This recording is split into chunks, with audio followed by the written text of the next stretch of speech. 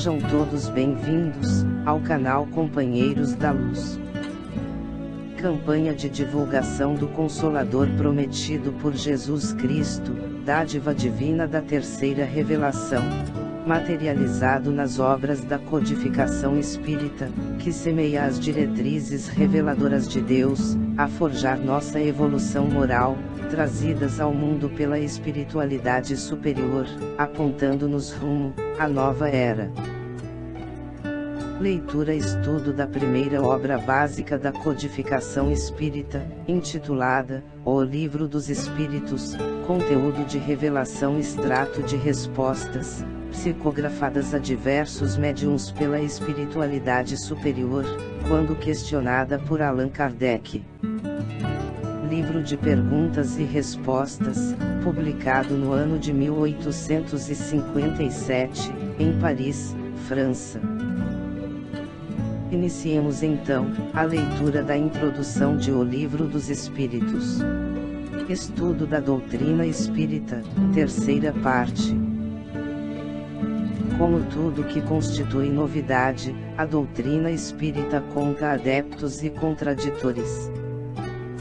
Vamos tentar responder a algumas das objeções destes últimos, examinando o valor dos motivos em que se apoiam, sem alimentarmos, todavia, a pretensão de convencer a todos, pois muitos há, que creiam ter sido a luz, feita exclusivamente para eles. Dirigimo-nos aos de boa fé, aos que não trazem ideias preconcebidas, ou decididamente firmadas contra tudo e todos, aos que sinceramente desejam instruir-se, e lhes demonstraremos que a maior parte das objeções opostas à doutrina, promanam de incompleta observação dos fatos, e de juízo leviano e precipitadamente formado. Lembremos, antes de tudo, em poucas palavras, a série progressiva dos fenômenos que deram origem a esta doutrina. O primeiro fato observado, foi o da movimentação de objetos diversos. Designaram-no vulgarmente pelo nome de mesas girantes, ou dança das mesas. Este fenômeno, que parece ter sido notado primeiramente na América, ou melhor, que se repetiu nesse país, porquanto a história prova que ele remonta à mais alta antiguidade, se produziu rodeado de circunstâncias estranhas, tais como ruídos insólitos, pancadas sem nenhuma causa ostensiva. Em seguida, propagou-se rapidamente pela Europa e pelas outras partes do mundo. A princípio, quase que só encontrou incredulidade, porém, ao cabo de pouco tempo, a multiplicidade das experiências, não mais permitiu-lhe pusessem em dúvida a realidade. Se tal fenômeno se houvesse limitado ao movimento de objetos materiais, poderia explicar-se por uma causa puramente física. Estamos longe de conhecer todos os agentes ocultos da natureza, ou todas as propriedades dos que conhecemos. A eletricidade multiplica diariamente os recursos que proporciona ao homem, e parece destinada a iluminar a ciência com uma nova luz. Nada de impossível haveria, portanto, em que a eletricidade modificada por certas circunstâncias, ou qualquer outro agente desconhecido, fosse a causa dos movimentos observados. O fato de que a reunião de muitas pessoas aumenta a potencialidade da ação, parecia vir em apoio dessa teoria, visto poder-se considerar o conjunto dos assistentes como uma pilha múltipla, com o seu potencial, na razão direta do número dos elementos. O movimento circular, nada apresentava de extraordinário, está na natureza.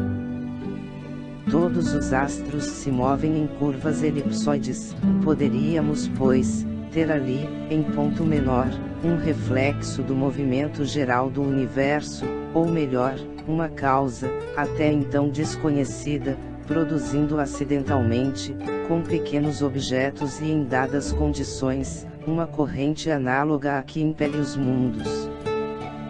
Mas, o movimento nem sempre era circular, muitas vezes era brusco e desordenado, sendo o objeto violentamente sacudido, derribado, levado numa direção qualquer, e contrariamente a todas as leis da estática, levantado e mantido em suspensão. Ainda aqui, nada havia que se não pudesse explicar, pela ação de um agente físico invisível.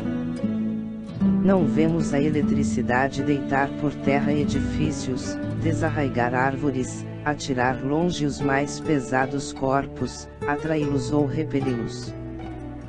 Os ruídos insólitos, as pancadas, ainda que não fossem um dos efeitos ordinários da dilatação da madeira, ou de qualquer outra causa acidental, podiam muito bem ser produzidos pela acumulação de um fluido oculto. Perguntamos, a eletricidade não produz formidáveis ruídos?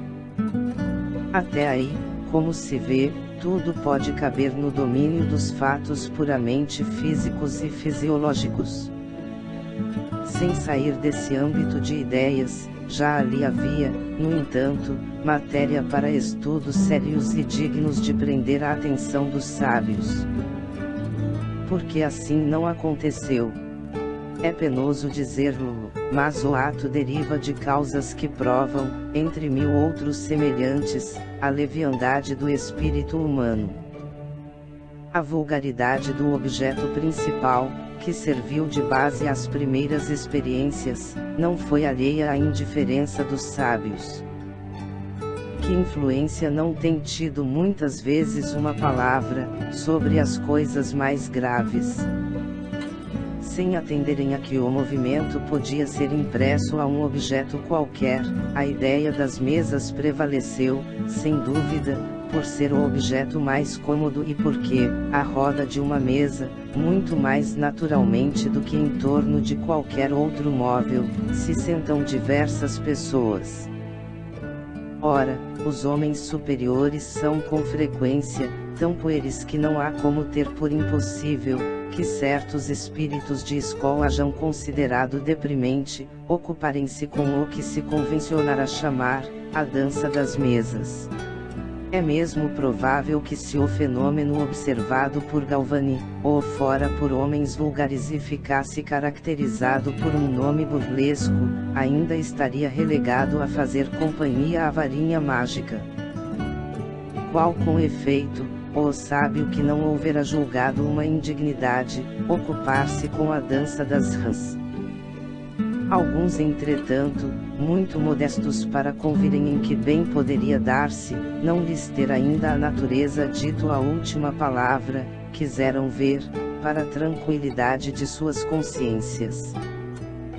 Mas aconteceu que o fenômeno nem sempre lhes correspondeu à expectativa, e do fato de não se haver produzido constantemente à vontade deles, e segundo a maneira de se comportarem na experimentação, concluíram pela negativa.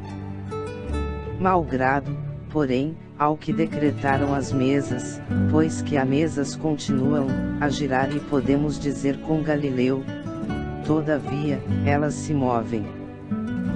Acrescentaremos, é que os fatos se multiplicaram de tal modo, que desfrutam hoje do direito de cidade, não mais se cogitando senão, de lhes achar uma explicação racional.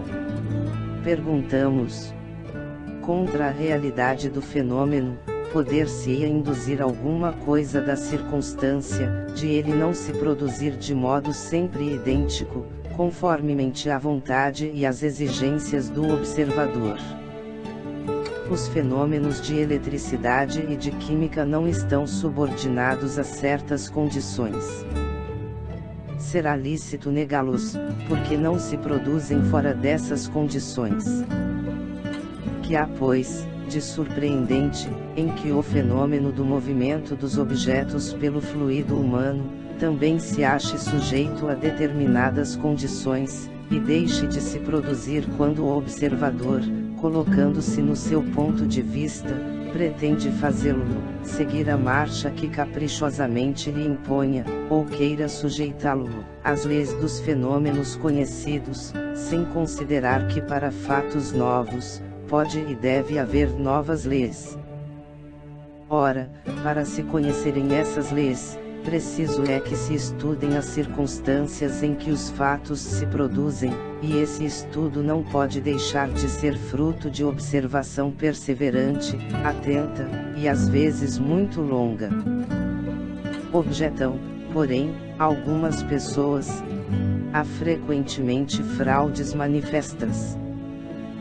Perguntar-lhe-emos, em primeiro lugar, se estão bem certas de que haja fraudes, e se não tomaram por fraude efeitos que não podiam explicar, mais ou menos como o camponês que tomava por destro escamoteador, um sábio professor de física a fazer experiências. Admitindo-se mesmo que tal coisa tenha podido verificar-se algumas vezes, pergunto se constituiria isso razão para negar-se o fato. Pergunto ainda: dever-se-ia negar a física, porque há prestidigitadores que se exornam com o título de físicos? Cumpre, ao demais, se leve em conta o caráter das pessoas e o interesse que possam ter em iludir. Seria tudo, então, mero gracejo.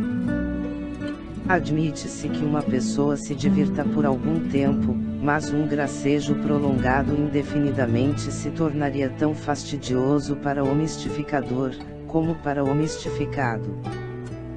Acresce que, numa mistificação que se propaga de um extremo a outro do mundo e por entre as mais austeras, veneráveis e esclarecidas personalidades, qualquer coisa há, com certeza, tão extraordinária, pelo menos, quanto o próprio fenômeno.